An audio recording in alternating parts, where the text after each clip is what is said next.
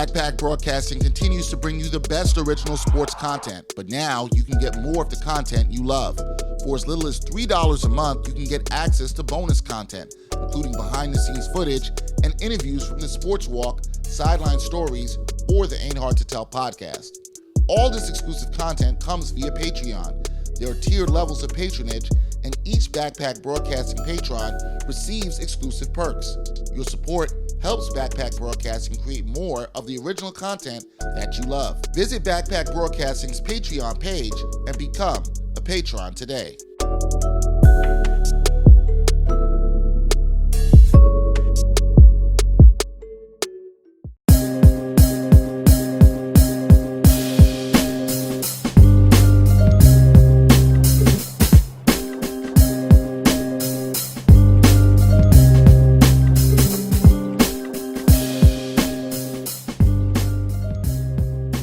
From the Gotham Podcast Studio, episode 108 of the Ain't Hard to Tell podcast. Dexter Henry, Bryan Fonseca in the building, and we have a guest. She's here for the second time, the homie Christina Tapper. Hey, How this you is doing? table bang worthy.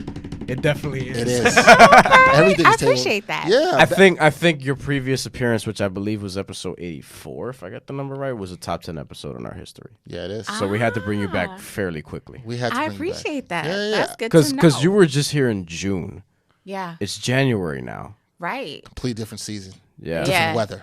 No, yeah. Different things going on in your life yeah, now. I have a big bulky coat outside, and I was like, I don't remember having to hang anything up when Nope. I was Nah. here last time. Nope. Nah. I was wearing a T-shirt. I was wearing my Set It Off T-shirt. I remember, with our black icons. And I had ano- shorts. Speak- I had camo shorts. You got Oh, another. yeah. You have another dope T-shirt on Yes, today. yes. I received Yeah, it. I was, AI. I was looking at. I was check. like, I'm trying to like figure out which ones I had because I had braids back in the day.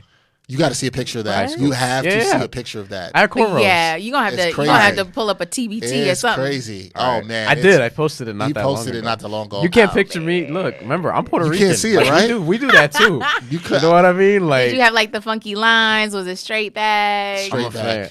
Beads, At one point, I had like- beads. At one point, not in Oh that my photo, but I had. Hold on. What? What are you? Dexter's like face palming, kind of covering his nose, whatever. You know, Oh, the things we did back in the day, huh? I had one of the times I did it. I had beads. This is 2011. I had beads and I had rubber bands. This is during basketball season. So wait, this was you're telling me I was 17. This was last decade that we just wrapped up. This Yeah. is 9 years ago.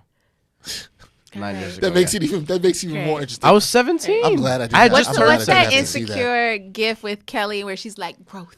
Yes. Yeah. Yeah, because I posted. You know, okay. So this is one of those. What made you get rid of them? Because that's always an interesting. Because thing. I got a lot and I wanted to try some different things. So nobody told you like, yo, you gotta get rid of this. I got it straightened at one point. No, when I had the Wait, afro, girls were wow. picking my hair. Straightened. Yeah, What? I got straightened hair before. I ran at Penn Relays with straight hair before, like just flowing. You know what I'm saying? I had like was it that like Dominican blowout? As a Puerto Rican, he doesn't want to say you that. know, it has some gel. You know what I mean? Like What? yeah, Where I had did- where I had, did- I had I had gel. I had a tape up, blow out. During that time, like who was your hair inspiration? I was just trying shit. Clearly.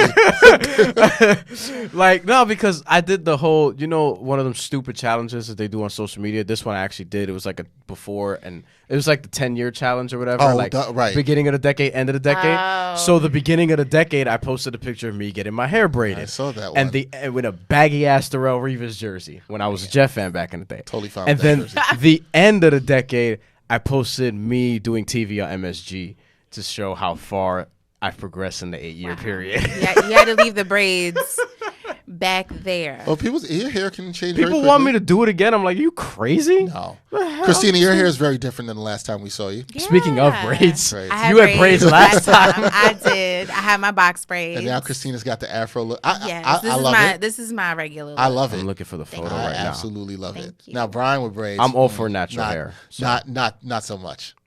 It was a different time. So It I was. can't. It was. And I respect folks experimenting, trying to find, Yeah. What you want? Look, we grew up in the Bronx, right with y'all. You know what I'm saying? Like we would go to the same spots. Like Look, this is what I'm saying. Yo, I'm just there's wondering. a reason why in GTA 4, the Oh my GTA God, that came always out in comes back to a video 2008, game. that was based Oh in my New York goodness. City, you deal with Elizabeth Torres, who is from the South Bronx. You know what I'm saying? And she's doing drug Always deals comes with back to a all. GTA. Like, I know. yo, like. Always. So with Video this, games are, with the you know? straight hair, Brian. Yes, because I have more Like- questions. Oh, Yeah, do rags were included.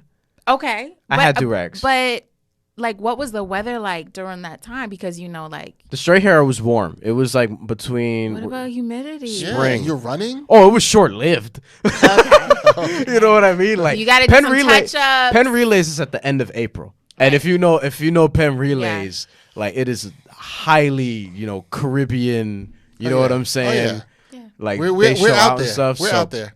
So I think I had braids when I got there. Yeah, I had braids when I got there, and somebody on the team, a girl on the team, because we went together. I think I had her straighten it, if I remember correctly. Interesting. So a teammate. All right. Yeah. Interesting. Yeah, One yeah. team. So Okay. people were just messing with my hair the Okay. entire time I was there. All right, Brian's still looking for this picture of his. Oh, we he go. found it. The picture of his hair. Oh wow. Okay. I didn't look awful, you know what I mean? But like, That's subjective. but this photo though, it's funny because it's like reminding me of like draft night, like you're waiting for the phone to ring while someone's braiding your Braiding your hair. hair. Gatorade there, yeah, that's me. I would drink Gatorade all the time. Wow. All right, different times. We're not in that time anymore. Christina, thank you. Thank you for coming back. No problem. Happy to be back. A lot different since not a lot different. Shout but out to some Kawhi things Leonard different. for still rocking the braids. Yes. You know what I'm saying? Yes. Consistency. Consistency. Still rocking it, even though Yes. some people feel like you should get rid of it. Commitment. I think when you look at things like that, just look at the principles that they exist. He's gonna show up with short hair one day, and I'm just not gonna be ready for it. Like Allen Iverson back in the day. Speaking of your shirt, It's gonna be headlines for It's days. gonna be headlines for days. And what it's it is. also gonna be like, what is he trying to tell us? It's like, What's the message here? Right. What does he let go of in his past? now? Right. Yes. He let go of some things. Today's podcast is brought to you by Audible. Get a free audiobook download and 30-day free trial at www.audibletrial.com/AHTT. Over 180,000 titles to choose from for your iPhone, Android, Kindle, or MP3 player.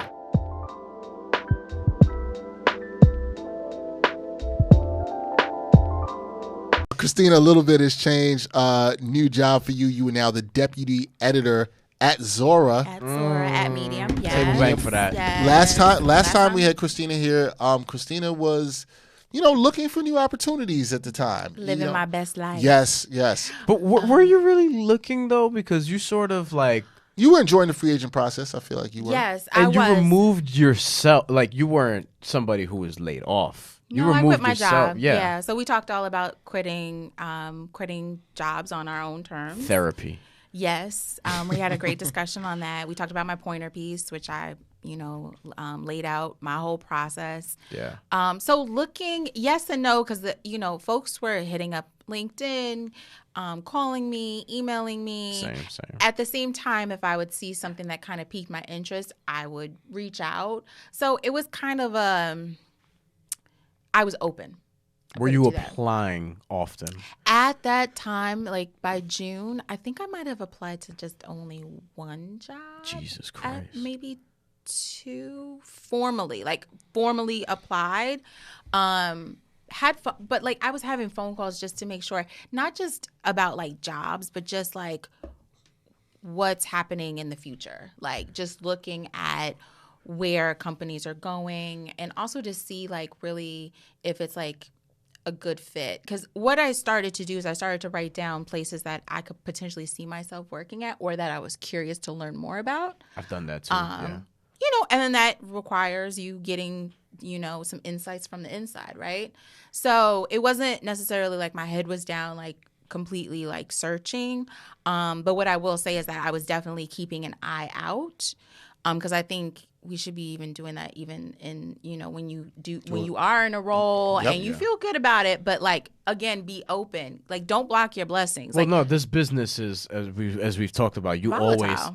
always have Volatile. to be like, Yeah. I mean, you learn it from NBA players, right? Like if they sign a 3-year deal, after that first year, it's like, there's only one more left after this one. So it's like, I got to start thinking about what Always got to be thinking. You know what I mean? So always. I have several, I almost have several follow-up questions, but I don't want to, get all too crazy or whatever. But what was the period? Like 9 months in between when you left? So I left Bleacher Report, where I was a managing editor over at BR Mag, which I helped launch back in 2016. So I left at the very end of 2018, right? Because last year was 2019. Okay. Yeah. I'm still getting used to that too. At the very end of 2018, and then I started my current job in August of 2019.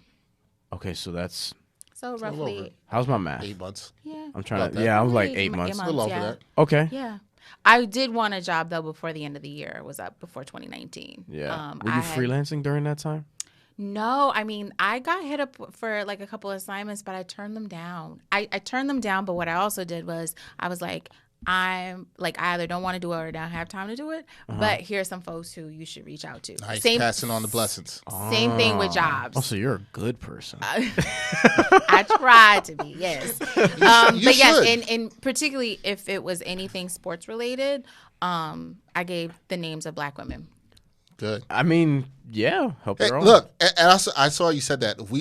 Sometimes I think we have been conditioned into feeling bad for doing that or helping other people. I don't. We've talked about that too. I've talked about this too. But because they put you in a position where, like, remember the example we talked about last time, where if there's 25 people in a newsroom, maybe 5 of them are going to be Black, Latino, whatever. Like, all them combined is going to be 5 of them. Maybe one of them is going to be an editor. So there's not a lot of us in there. So it makes us think that, we're going to compete against each other for these positions when it's not the case. I never look at it like that. I always try to help other people. I think because, Christina, I think what you're saying is you understand because you understand how hard it is to get into the door in the first place, right? So passing those blessings along, or if you can give somebody the opportunity just to get an interview to talk to somebody, it is grateful. I would not be where I am today if it wasn't for other people of color opening some doors for me in positions that I probably at the time didn't even think would take me to where I would go. Mm-hmm. So I'm always grateful for that, and I do the same as you. So I constantly try to think about young Black men and women that have opportunities to get in certain places. Put people on, like, it's so important. Also, when you think of like the sports culture landscape, particularly like just to when an opportunity comes across my desk and it's just not for me or I'm not interested, I just always try to shine a light on folks who are often overlooked. And a lot of Black women in sports are overlooked. So I had a call, I'm not going to say the company, but it is very much of a successful and very popular digital sports company that called me. I had a call with someone who I had crossed paths with in a previous role. And I already knew I wasn't feeling it. It just wasn't for me. I wasn't feeling the company overall. But my mantra is like, always take the call. Unless you absolutely know, like, no way. Yeah. Like, just always take the call. Yeah, why not? You have nothing to lose. And also, I want to learn more about the company. That's so after the phone call, like, it was very evident. It was evidently clear this person would, like, just basically was like trying to downplay my talents, like had me in mind for a certain role where I was like, oh, that's not a leadership role. Like, nah, I don't want to like purely be like a staff editor. Like I've led an entire team. I know how to do strategy. Right. You're past that. Like I know how to lead. Talk your shit. Huge collaborative projects. Like, no, like don't try to put me in some sort of like small box. Yeah, like you put me in a tiny box. Sorry. Hell yeah. What you talking about? But I said like first. He then started to talk about like a couple of bigger roles, and I was like, I still don't think that's right for me. But since you're talking about these bigger roles, I do have some women in mind that you should talk to. So I sent him a couple names. And I don't know if any phone calls were made or whatever, but it's just like I was going to ask you. I'm consistently just trying to push, folks' names out there because again, like they're just so many overlooked folks. Well, you said that, and you said particularly black women Yeah. being overlooked within the sports media Particularly landscape. black women who are like doing behind the scenes work. Now we like on Twitter, we see who gets shine, or Yes. on Instagram, but I'm not even talking about like there are particular women who are definitely overlooked when they do on camera stuff, radio stuff, podcast stuff. But you mean But more like media relations? Well, type I'm of talking thing? about like the editors. Yep. I'm talking about okay. like the folks who really, the folks that we see on a regular basis. Who are the folks who are really helping them refine their craft? Yes, You yes. know, Right. who are the people who are not getting the bylines, but you're reading their work because Who are the people that writers are always crediting for, Right, helping yeah. them put Why, stories together? why do you think you said overlooked in terms of black women in the sports media landscape? Why do you think that you've done it? You've been there as a black woman. Why do you think that is? I mean, structural racism and sexism. Thank you for saying it. In that You know, tense. like, I have to ask the question. I know. But I know. I- You have to ask the I question. know, It's like, but I like that you don't. I think we can't dance around it, right? We can't, have to just because say what it is. we're operating in these systems, right? And we're trying to make for a lot of us, we're trying to make the best out of where we are. So yes, there are structures in place to keep us in place, right? And to keep us in places that we're actually trying to break out of, because we know that we are so much bigger than the boxes that we're placed in. Oh, I'm in therapy again. I really am. Christina, you're not even. I swear to God. Like these are billable hours. I will send you my invoice later. No, it's rough out here, right? You got to hustle how you can hustle. I ain't mad at you. Dexter's told me that I need therapy. So I'm a We all do. proponent of therapy, huge proponent of therapy, and this isn't. I don't receive any funds from this, but I always recommend Open Path Collective, which is an affordable way of getting therapy.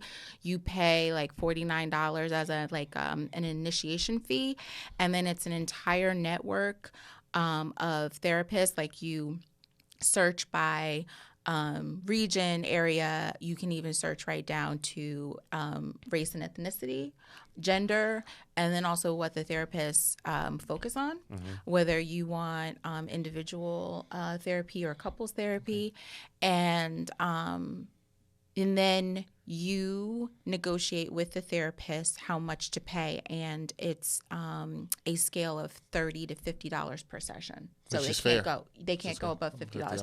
Now, granted, like for a lot of folks who are privileged to have insurance, they get support that way of going to therapy if they choose to, or if they have the privilege of having the funds to pay out of pocket. But a lot of therapy sessions can run you $100 to $200, sometimes even more. So I've used Open Path in the past. I have been blessed to have two really good therapists, Black women therapists. So I highly recommend we talk a lot about like go to therapy, but we don't talk about like, okay, what does that look like and what's the access like? Like how do you actually go about it? Yeah, because I mean, therapy can be pricey, right? Yep. I mean, it's a business at the end of the day, like everything is. So yeah. Like no, but I'm glad you mentioned that. I didn't want to derail you off your point. I'm glad you mentioned that, and shout out to Open Path Collective. Somebody put me onto that recently too. Mental health is important, and that's why it's so great to see mental health resources and an amplification of that. To see that in the new WNBA CBA, which we're going to touch on in a second. Yeah. I'm glad you talked about how hard it was, hard it is, not was, for Black women, especially being overlooked and overvalued in sports journalism. One of the things I took from you the last time you were up here that I felt really resonated me when I thought about myself and just my career and working through stuff was culture. Culture at work, right? Ooh, big one. And you spoke so much about how much wherever you were next at the time, that was going to be a huge factor in where you went. And then you obviously made a decision, you found a home. How much of that did you stay true in the process when you were going through being like, hey, this is where I'm going to be, this is where I'm going to make my new home? That culture really did matter. I'm sure you lived the words of what you said, but how much did it really go through in that process? Oh, it mattered tremendously. And then that's what I mean by like learning what are the insights of a company, right? You're not just talking about, well, how does this company make money? How is it sustainable? What does this role look like? Is there mobility? What's the autonomy there? It's also like, well, what's the culture like? What's the vibe like, right? What are the, what's the energy and the characteristics of a place, generally speaking, but also with the people in place. However, you can describe, like, you can meet with people and they can describe that for days, but you won't know until you get there. Yeah. So that's the thing, and I think I think that's a great thing, right? You can have somebody describe it, but there's no way to find out. Because I was having this discussion with somebody the other day about what you said, and then how I felt that impacted me, and how I feel like I'm going to look at things going forward. And the person was like, "Well, like, how do you know?" And I was like, I don't think you really can. I said, from what I hear you saying, too, is you can just be as diligent as you can be in your questions and your asking. There's certain things you're probably looking to hear. Yeah. But you're right. You really don't know. You take a tour around the office. You meet with different people. But then also to know that culture can change vastly. I mean, in a volatile industry like media, with layoffs happening, that can completely gut a newsroom, a company, and then with new leadership coming in, that can change the whole vibe and the energy. And then also, what's the morale of the place? So, you know, I was thankful to land at a place that is growing, that experiments, that is, you know, that's really like developing. And that's great because you want to go to a place that is growing, but you also just need to be mindful like how that growth is happening, because again, we're in a volatile industry in which, you know, layoffs are common, unfortunately. Every 3 to 5 years, for some places. Yeah, and so, you know, there are so many places that, you know, one year it's growing, the next year you're seeing cuts in a lot of different ways, whether that's to staffing, to resources, to actual content that we might be enjoying but may not be making a lot of money.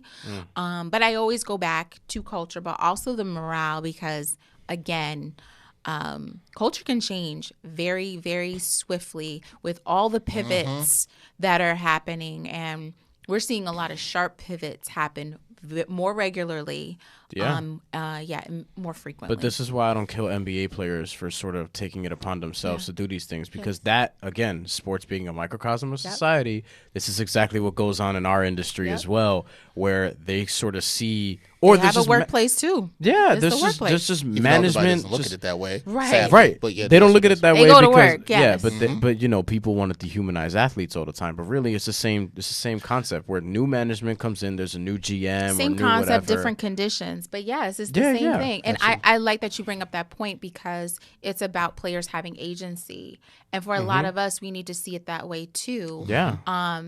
While being mindful of the conditions and the structures that we work in, because it's not just like, you know, when we're a free agent, we can just like land it anywhere, even if we are coveted in our own respective spaces. However, I think we do need to lean in our power much more. So say you know, no more. Yeah. So even when, you know, when we talk about like, you know, interviewing, and like I mentor a couple of young women. I'm also a digital women's coach through the Pointer Institute's the cohort. And one thing I really hate is like just defeatist language. You know, me too. The defeat should not be our mother tongue. We should not just start talking in a defeatist way. But, you know, it's natural to do that, right? But I always say, like, if you're going out for a job, like, and you want it, let's speak it into existence, right? I told you I'm doing that more in 2020. Let's try to speak that into existence. Good energy. Speak that. Claim it. Claim it. As much as you can. This is my job. I'm claim it as much as you can. I also do respect people who just don't like to jinx things. So even when I say claim it, I'm also talking about, like, you don't have to go outside and claim it to the world, but claim it to yourself.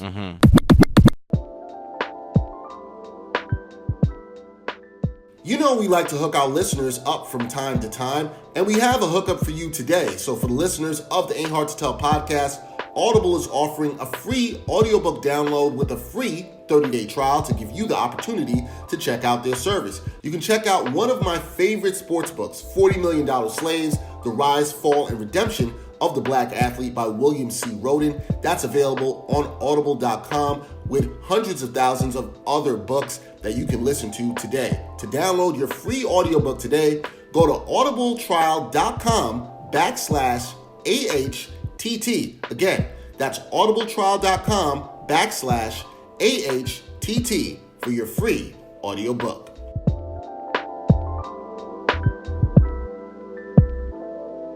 Today in this social media age, I think a lot of times people feel like they have to claim it to the world, and you don't necessarily need to. Well, it's worked out for a couple of people who like have tweeted, I wanna work with Beyonce in 2018, and then people will. Then, I don't think that's the norm though. I think that's just a few people that sort of just it's a few people, but I'm seeing it more. I think most of the people who did that, But if it works just, for them, I'm not mad at it. I think most of the people that did that just deleted their tweets so that we don't have to see them. You talking about the people it didn't work out for? Yeah.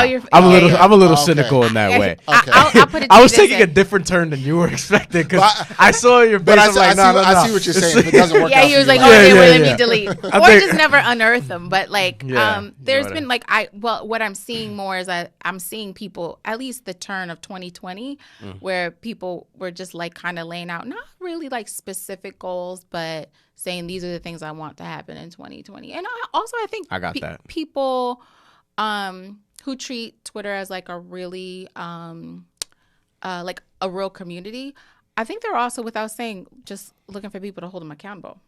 Yeah, just be careful. That's fine. Be careful with Twitter being, a place for community. That's fine. True. That's fine. I don't treat it as community. I'm just saying what I see. What you see in other people. Well, yeah, what I see in my. I see other people treating Twitter like community. I definitely see that. Not how I treat it in highly problematic ways. Right, because it can't get to that. Oh, yeah. Do have another question.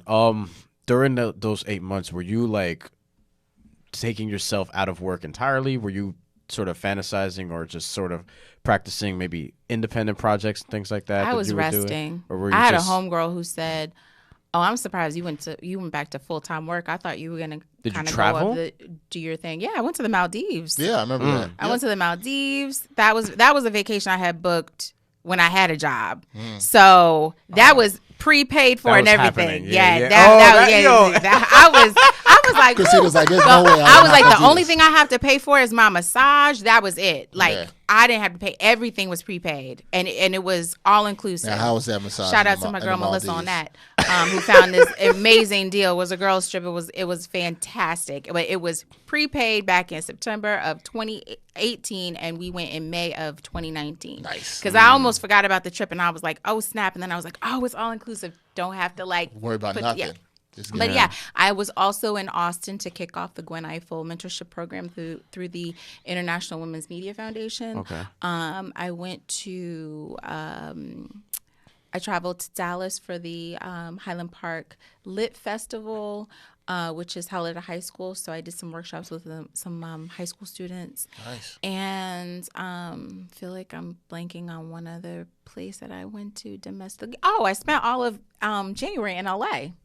Yeah, that's just right. Chilling? I kicked just out. hanging out. I remember that. Well, yeah, but I also, funny enough, I took meetings while I was out there that I had no intentions of doing. But once I said I was leaving BR, there were a few people who hit me up and said, "Hey, I want you to meet XYZ. You're going to be in LA. You should have a meeting with them." And I was just like, "I'm open, so why not?" Why not? But yes, I was chilling for the most part. I like to hike. Too bad we can't do it more often here in New York, but I really wanted to just enjoy good weather in January, although it was much cooler than I anticipated. But I have friends out there as well, and I'll be in LA at the end of January. How would you sort of describe your mental during that period? Were you up and down? Were you just sort of constant? Ooh, child, I was good. Because the thing is, see, that's the level I gotta get to. So here's the thing. You worry too much. So I'm not sure if you know what I'm saying? Like, I'm not sure if I mentioned this last time. You know what happens when you turn 26? They ain't got no health care for you no more. You got to get that shit yourself. I understand that word, but yes. So this was the second time I quit my job, and as I mentioned in the pointer piece and mentioned in the last episode, second time for me too. I said quitting your job is a privilege, so it's not one that everyone can do. And the first time I quit my job, I remember I met with. This is when I left People magazine as a reporter. I met with an executive at Time Inc., RIP. It was the company that used to own People. And she said, "I just want to check in with you.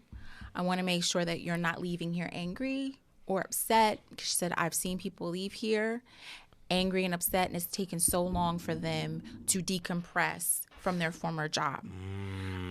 Because she knew I was, I had a lot of, I was just really frustrated in my role at the time, and I was like, "No, I'm good." But it was good for me to be mindful of that, because I did have to work out some frustrations, but thankfully I didn't have to work those out in the months to follow. Oh shit.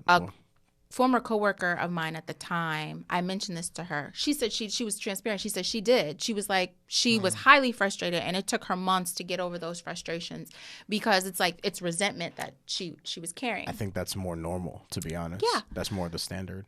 But the thing is like to be mindful of that, because Right. you quit your job to get away from that job, right? Yeah. So, but that job, if you're still carrying that resentment, you're still carrying the job with you. Yeah. Right. So I can't say I had resentment in my former role. I will say that I was highly frustrated, but I was working through those frustrations in real time and knowing that I need to leave. And once I kept it real with myself on that, and I was able to leave, it was a relief. And I stuck to the goals of resting and recalibrating and figuring out what I wanted to do next. That's when I was selected for the 50 Women Who Can program through Take the Lead.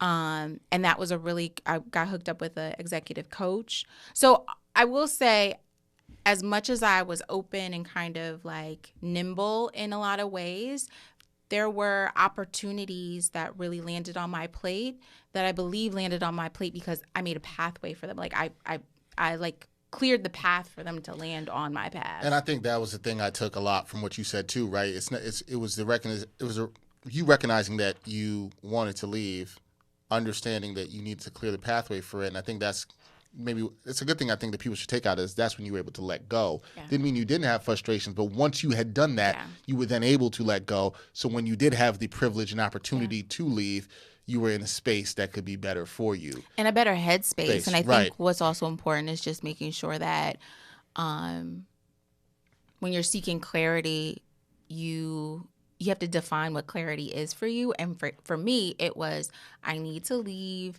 I need to rest because like I'm on the road to burnout. So and that's not a journey I want to be on. And then also just like, freeing up space so that the blessings that I'm looking forward to or like generally looking at, they do land on my plate. Yeah, no, I totally see that, and I totally feel like that's relatable to a lot of people, probably mid-career, having done some work like ourselves where we kind of are. Because I think there's different levels of frustrations at different points in your career, but I think at that point, there is, and that's why everything is not equal, right? But there's things that you can learn from it. Because some point, Bryan's going to hit that part too, right? And I mean, there's always going to be work frustrations. Yeah. You just have to figure out what frustrations. Hit work frustration?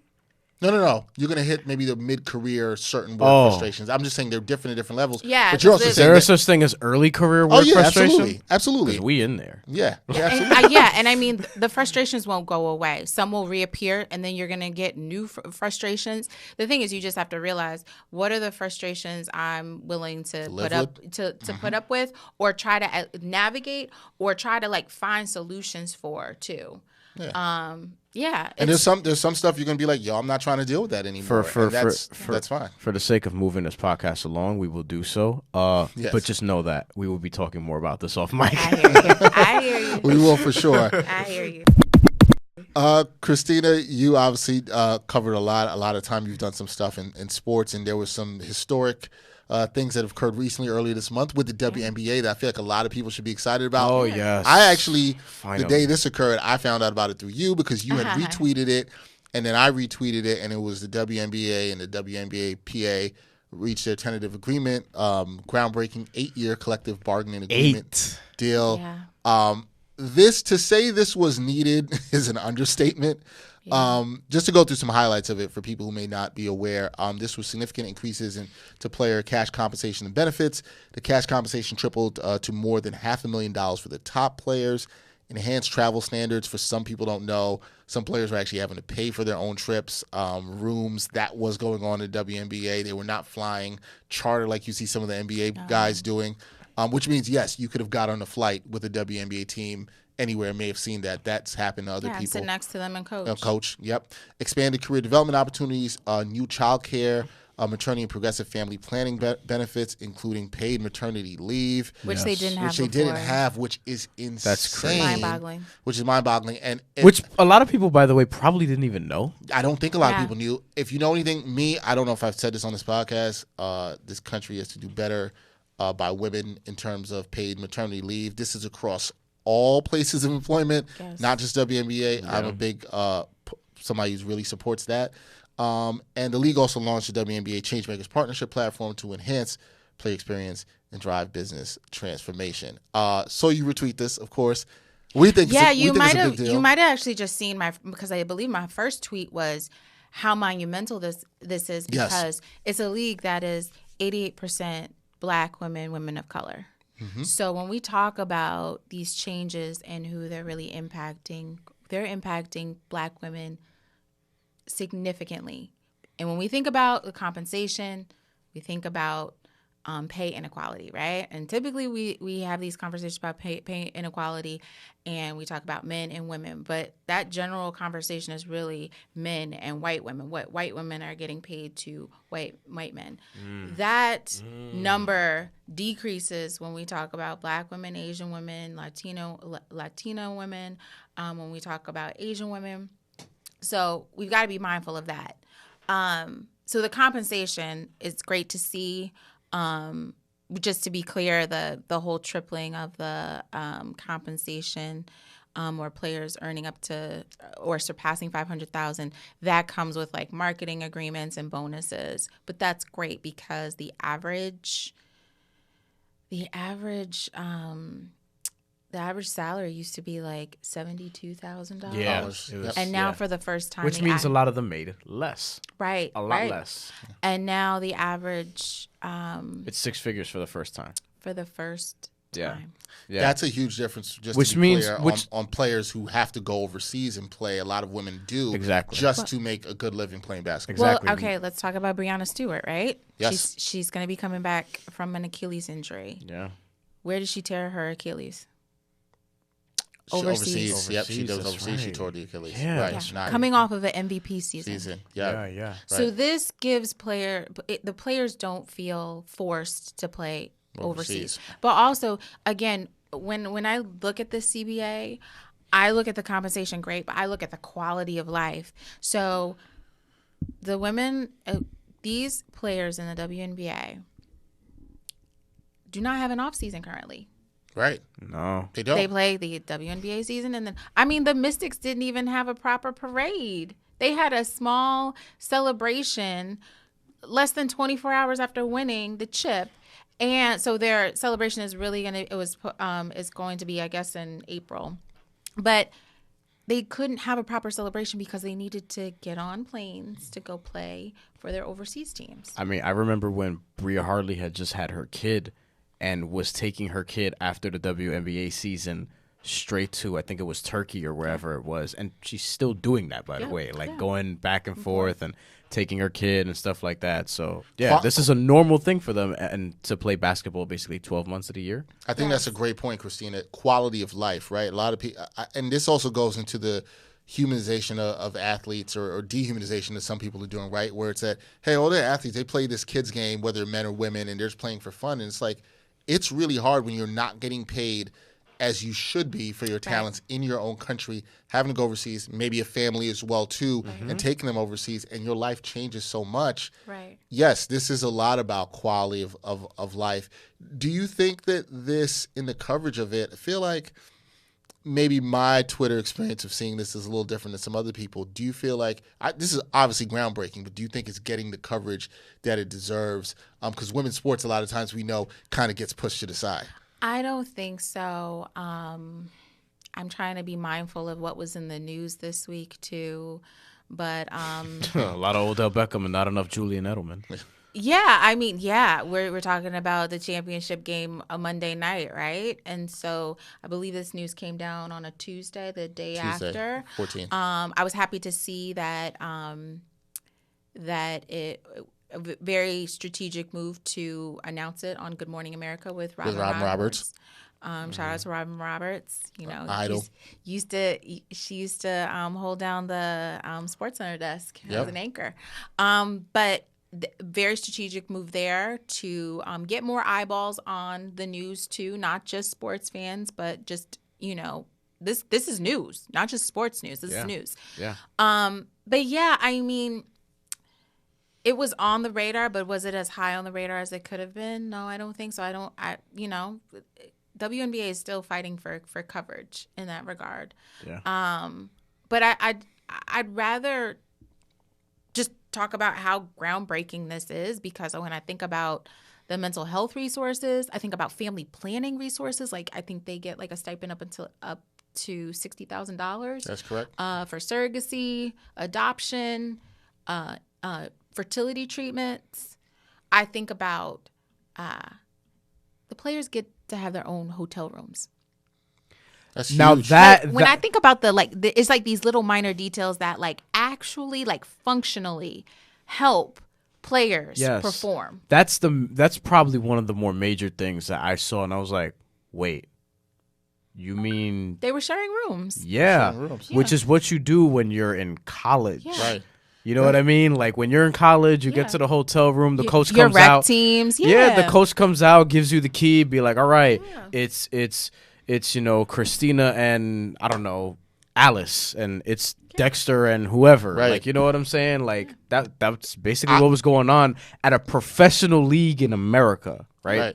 That has broadcasting rights with ESPN. Like you, I am really about it. A lot of the stuff for me was the quality of life, the family planning elements for the women. You talked about the $60,000 reimbursement for veteran players for costs directly related to adoption, surrogacy, new annual child care stipend of $5,000, 2-bedroom apartments for players with children. Yes. These are all workplace accommodations that provide a comfortable, safe, and private place for nursing mothers. Absolutely also important and needed. These are things I think that, Christina, I agree with you. Sometimes in a quick look, you may not even think about it. Or, as you're saying, Bryan, might not even realize that these things actually did not exist before. Right. And because the big news here is the money, right? The money, and also the 50-50 rev share that may happen in 2021 if they hit those growth targets. Yeah. So yes, those are like the headliners. But when you kind of go point by point and you start to see what wasn't there before, it's so jarring. Yeah. So it's also to say that this is groundbreaking, but that this CBA should have been in existence years ago. Oh, yeah. It's almost like, how did we not have these things years ago? But it'll go to something I always say a lot. A lot of institutions, a lot of places here in this country don't care about women. I was going to say, a lot of places have shown they don't necessarily care about black women, as you talked about the league being 88% black women and women of color. Yeah, we've seen that through time and time in society. So maybe when we look at that history, sometimes we shouldn't be shocked that this hasn't happened. We shouldn't be shocked, but we should also be. Appalled by it. We should be appalled by it, but we also need to, like, the WNBA is under the NBA, and we know how progressive the NBA is in a lot of ways. Yep.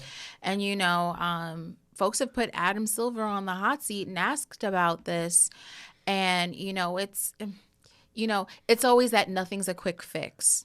That's always like kind of the answer. But what I will say is that since the new commish has been in place, and Nneka Ogwumike and both her vice presidents on the Players Association, I mean, they got this done. We got to give them a ton of credit. A ton of credit. They were aggressive about it. They wanted this done. They spoke about wanting to get this done, and they got this done. And to see Nneka there and sit there at the day of announcements was huge. The Players Association, like, essentially, I go back to the league being 88% black women, women of color. They got this done. This league is highly diverse, and they were looking at the league in totality. But again, this is significant impact on the quality of life of black women, women of color. And they're the ones that got it done. Yeah. So it's kind of like for us, by us. Essentially. Yeah, for sure. Absolutely. And also just like the sheer inspiration, and this is so aspirational because they got this done. They not only got this done for them, but this is I truly believe this will have ripple effects overall beyond sports. And we also just need to give a nod to black women who have been at the forefront since the beginning in leading the way when it comes to labor movements overall. Amen to that. Yes. And I do agree it has a ripple effect beyond sports, because I think women in other workplace situations, as I mentioned before, are going to see and say, like, hey, why aren't we having better conditions in the workplace for women here, whether it's in journalism, beyond. I've spoken to plenty of other women, including my own fiance, who's a mother, and being like, yes, there are jobs doing some good things, and there are certain jobs where they can do a lot more for the quality of life for women. And we talk a lot about work and how mental health and all the stuff that we need. All that stuff matters no matter where you work. And yes, shout out, kudos to these women, especially the sisters, who did such a great job here with this. This is groundbreaking. It's historic. There's no doubt about that. Moving things along, I wanted to talk to you, Christina, about something that could be, I don't want to say groundbreaking, but it was interesting with the International Olympic Committee, who always seems to be in some trouble. It's between them and FIFA. They're always in some hot water. Yeah. IOC or FIFA. They're always making news. Yeah, they're always making news. So they made news early this month. This is 7 months, obviously, before the Summer Games in Tokyo. The IOC President Thomas Bach announced that athletes who protest during the games would be punished and could even be sent home. I found this quite interesting in terms of the timing. You know what I want to happen then, right? All of the best American athletes just start protesting. That would be great, but let's see if you send everybody home. You know what I'm saying? Like, that would be great, but do I think everybody's going to do that? No. No, because they're probably scared of the endorsements and possibilities they could lose. So I think that's all that. I find it interesting that this happens. Timing is always interesting, right? 7 months before the Summer Games, we're coming off the heels of a lot of talk in the NFL around Colin Kaepernick and players who have made protest, and we're we're always in politically charged times, but it's all the teams still have that workout footage, by the way. Yeah, that's a whole other thing. We don't know where nobody's talked about. We don't that. know what like what's and coming nobody asks about that, which is weird to me too. They're not going to ask about Julian Edelman getting arrested for vandalizing a Mercedes Benz. They're not going to care about whether or not Colin Kaepernick gets an opportunity. Fair point. Because this what happens when you don't have diverse people in newsrooms or on the field covering these things. The question I guess I have for you, because I don't know if you care about the Olympics. I don't know if you're a big Olympic watcher. I am. What do you think? What do you think about this announcement? How do you think athletes, especially people of color, that maybe were thinking about making a political statement? How do you think they were going to respond to this? So the IOC is trying to, get athletes to refrain from making a political statement. But the thing is, coming down with, this mandate is political. Word. I mean, we don't want politics involved. Like, your delivery on that was excellent. The Olympics is political. Like, it's always literally nature, every country. Like, the nature of the Olympics is political. So that aside, it's disappointing, but it's not surprising. I'm surprised that this didn't come down even earlier. But I will give a nod to, and we were talking about this before we started recording. Yep. Rose Robinson, which many of us do not know. This will be about 60 years ago. 60 years. She refrained from standing for the national anthem at the Pan Am Games. She was a track and field star. And she did not want to push any sort of U.S. propaganda. She was trying to refrain from actually traveling with the U.S. team. She was very much proud to be an athlete, but did not want to. She didn't want to push anything that the U.S. was trying to push through Black athletes. She has been involved in other protests as well. She's no longer with us, but she's definitely somebody that should be researched and written about more. When I first got to Zora, I had Amira Rose Davis write about her. I would also say people need to know Gwen Berry, also a track and field star. Yep. She rose her fist at last year's Pan Am Games, was penalized. And so when this news came down, I immediately thought about those two women. And I immediately thought about just the political nature in which we're even having this conversation. there's very little that phases me in sports these days. When we have, like, when you had that sign, I knew that's where you're going. It's like it's political. It's a business. People trying to make sure that they keep their coin straight, and that they don't ruffle feathers. I mean, I'm just exhausted. Yeah, I mean, like overall, I mean, we're dealing with a very exhausted public in general. Like every day is a new news story about something, and it's like, I usually see on Twitter whenever I check it, it's like, what are we going to be mad about today? Yeah. And then it's like on to the next, like what we were mad about last week is not necessarily what we're going to be mad about today. And so I literally have to like take the temperature of like, I can't get too upset about these things because one, they're not really surprising anymore. They're not. I think you make a great point about. It's just another form of oppression. It is. But I think you make this great point about the Olympics always being political, right? There's always there's a history around politics going and the Olympics being intertwined. The IOC banned South Africa for 21 years because of its politics of apartheid, right? So they have gotten involved in politics, but I do find it interesting to now tell the athletes that they can't be quote unquote political. Yeah, right? Isn't the act of raising your flag at the event political? Yeah, I mean, one can say that. The U.S. boycotted the Moscow Games in '80 as political action to Soviet invasion of Afghanistan. Yeah. So countries have literally taken responses and pulled their teams out the game. So I mean, let's not forget about the 1968 Olympics with, Tommy Smith and John Carlos. Mm-hmm. I mean, if ever there is symbolism about politics and about, the oppressive nature and conditions that we live in and continuously live in, and how they took a stand. And I mean, they legitimately,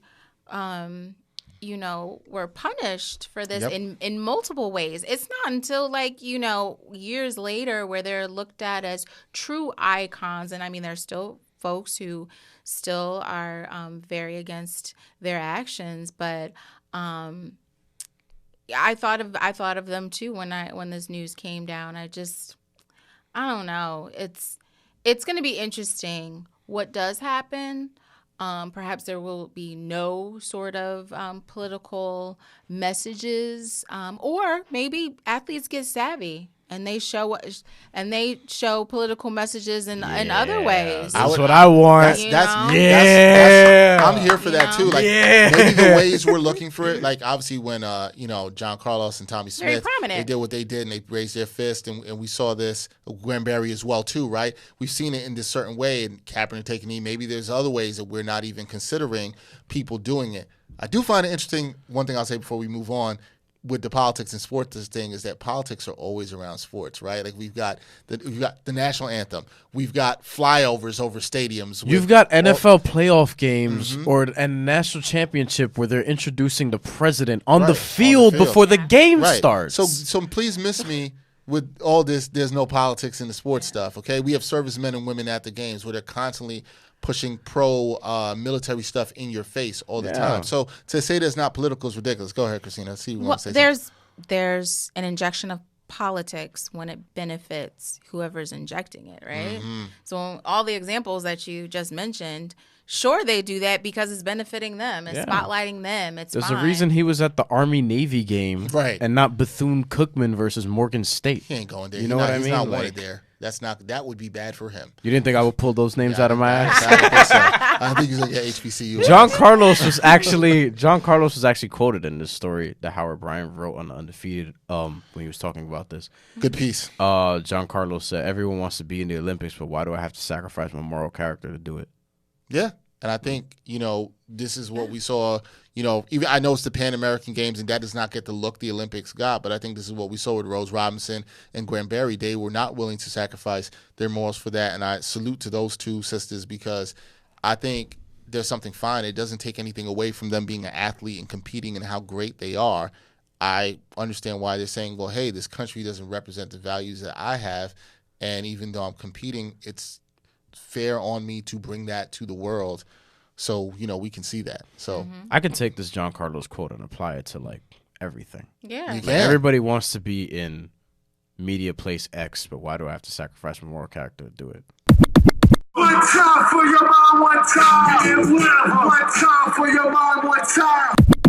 One time for your mind. Yeah. This is our first time. This is our first time doing it with a guest. Okay. We told Christina What we about gonna this. talk about? We told Christina. Yours is way better than mine. Before we get to this, Christina found out about the segment, and she found out through the first time we did One Time for Your Mind, and I brought up the Dating Sunday. Yes. And Christina Never told heard of me, it. never heard of it. Had to Google it. What is? Are you trying to get dating? down with Dating Sunday? So you said it's the first Sunday after the New Year. After New Year, yep. What do you? Is it just like you get on all the dating apps and you try to get a date? Like, Yeah, I guess kind of, and like I'm just like, it's a day where most people use these apps more than it's any other day. They get a high amount of traffic.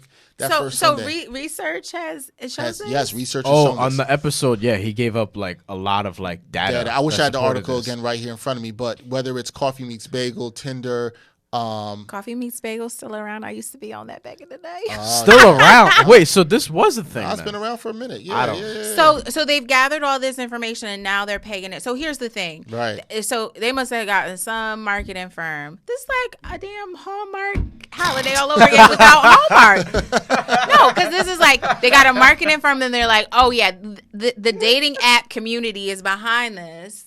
The companies are behind this and trying to make this a thing. I mean, how many international fill in the blank days are there now? Like, Oh, don't get literally me every started on day. that. There's this International is Pancake dating- Day, Donut Day, and it's cute and all. International Is it- Show Your Ass Day. Is it really Listen, cute? go. It's cute. Go have your margarita on National Margarita Tequila Day, whatever. that you would have had on that day anyway.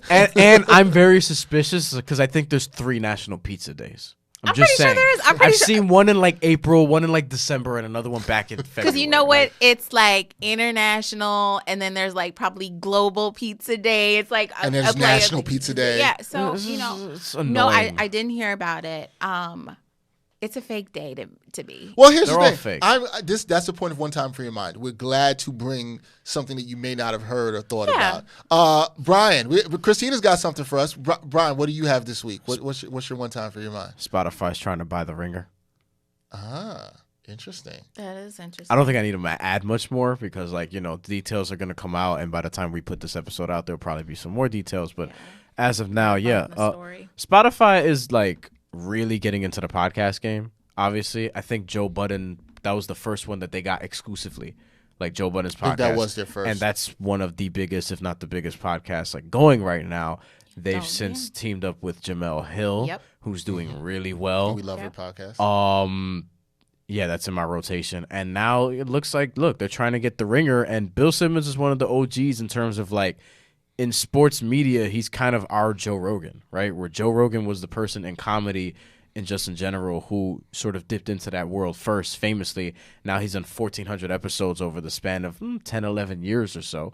Bill Simmons dipped into podcasting, I think, around the same time, 2009, maybe even a little before that.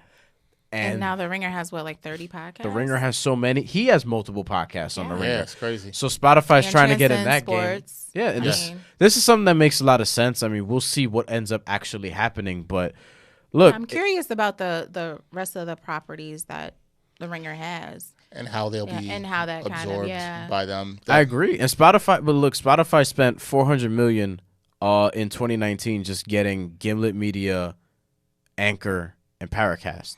Yeah. And Parcast, excuse me. Yeah, Gimlet's pretty powerful too. So, and those are 3 podcasting companies. So obviously, yeah, they're trying to get The Ringer because of all the podcasting of all the sports sort of mediums that are doing podcasting. It's them and ESPN that are probably the biggest 2. yeah. I would have to agree with that. All right. Christina, you want to go or you want me to go? What's your one I'll time? go really quickly. Go. Moms for Housing. This is a group of women in Oakland, California, who are trying to shed light on the housing crisis in the Bay Area, particularly Oakland. They've been in the news because the group, they moved into a vacant home, I want to say in November. And the company that owns the home found out and evicted them. And this week, police in riot gear and armored cars came in to evict the families. No children were involved because the group knew this was happening. And there were 2 arrests, I believe, and maybe 2 protesters arrested.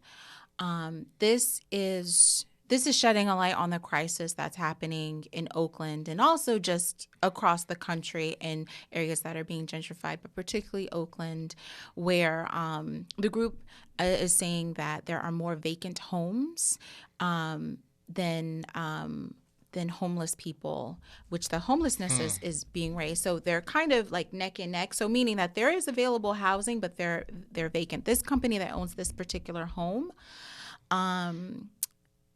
told the group, in which the group said that they wanted to buy property from them. Mm-hmm. The company then said, no, we'll put you in shelters for 2 months. Wow. The group found that to be insulting. Now, Yes, again, these are mothers with Right. children. Housing should be a human right, and they are. I believe the average cost of a 1-bedroom in Oakland right now might be about $2,500. It's a crisis going on. And so this group is shedding light. It's a strategic group. This isn't a group that just moved into one home and began squatting. This is a group that moved into a home, kind of revamped it. They were paying for the utilities. They were doing their thing. They just wanted to show that you can't have families on the streets. Right. And the fight's not over. It's been in the news this week. It's a local story, but also a national story. Fred Hampton Jr., a political activist, also the son of Fred Hampton, who was assassinated in the 60s in Chicago. Fred Hampton Jr. Joined the group and is backing them. And, it's in the news, and we need to be mindful of it, and we need to keep this particular issue in the news because it is affecting large swaths of the country, even here in New York, in New York City. We've seen a lot of stuff like that too as well. No, that's good. That's really good. Real quick before we get out of here, my thing also was very interesting. It's about investigative report which was done by Anna Wolf and Michelle Liu for the Marshall Project. They investigated Mississippi's modern day debtors prison. Now this is pretty interesting. This generally targets Mississippi, if you might not know, is the poorest state in the country. This debtors prison targets a lot of people of color, particularly black people in Mississippi, who have debts. It could be something quarter of the debt, could be $5,000. Some people as high as I think I saw $13,000. What's happening is they've been sentenced to places that are called restitution centers, where they have to work different jobs, most likely at fast food chains, to earn enough to pay off the debts to get out of jail. They're basically in jail. They're watched by guards at like motels or hotels. They're then transported to the fast food centers. Sometimes these people have to work multiple restaurants to do that, and it's really hard. They're paid minimum wage. This basically is kind of like, I guess, easy employment for the restaurant owners because they don't have to go and actually, interview people and hide it. So they benefited off of it in that way. But also what's interesting is these people also have to pay for their housing in these hotels that they're staying, and the conditions are not that good. People have been trying to get out. This was a great report done by Anna Wolf and Michelle Liu. They interviewed like 50 current and former restitution center inmates, a dozen national experts. This is something that did go on in the past, especially in the South, for people to pay off debts, but really shouldn't be going on today. And there's a lot of human rights violations in that. And people are so unhappy they're trying to get out. And a lot of people, they're already poor. They're in impoverished situations. They don't feel like they can get out. There was even this one woman in the story who basically ran away. And then she ended up getting stopped for a traffic ticket, and there was a warrant out for her arrest already, and she had to go right back into the situation. My issue with this is it continues a cycle of poverty. For a lot of these people, it's not really a way for them to get out because they're impoverished. They're really never getting ahead. It only benefits the system that they're in and suppresses mostly the black folks there in Mississippi and poor folks overall and just keeps them down. This is horrible. I don't think I have to really say that. Right. But I think like your story, Christina, needs to be shed some light on what's going on. Something I didn't know that was going on in a certain part of the country. I'm actually about to take a trip to the area around this is happening in Jackson, and this is just crazy. So I think it's good. I always like stuff like this to be on people's radar. We should know about this, and there should be more to be done in both of these situations where people economically are clearly at a disadvantage and should be cared about in that. So sorry to be such sad and down note, but we try to bring some news and some humanity, and we know now that Christina does not give a damn about dating Sunday. She will not be doing that. Dating Sunday. Dating Sunday. neither. Well, thank Whatever. you. We're glad you were the first guest to do One Time for Your Mind with us. We appreciate that. You And our brought us- first guest of 2020, by the way. Oh, nice. Yeah, Okay, yeah. let's No, start. second guest of 2020. Second guest? Yeah, Jamal Murphy was here too. Oh, that's true. Yeah. First Yes. female guest. First female guest of 2020. Hey, That's there you right. go. I'm giving First y'all. black woman of 2010. I'm giving y'all good 2020 energy. Vibes. We like that. Good Here we energy. go. We want to I salute need you. it. Shit. Thank Keep you. doing what you're doing. Every Thank time you come you. here, I feel like you're giving us therapy for Brian. Listen, Invoice more coming jewels. later. Very More relatable, very relatable experiences. Yeah, I think everybody can relate to that. Salute to what you're doing. Thank you. With Zora, keep doing your thing. Thank you. We appreciate you to come back and talk some more. That is it for episode 108 of the Ain't Hard to Tell podcast. For Christina Tapper, Bryan Fonseca, You. Dexter Henry. Later. Until next time, peace.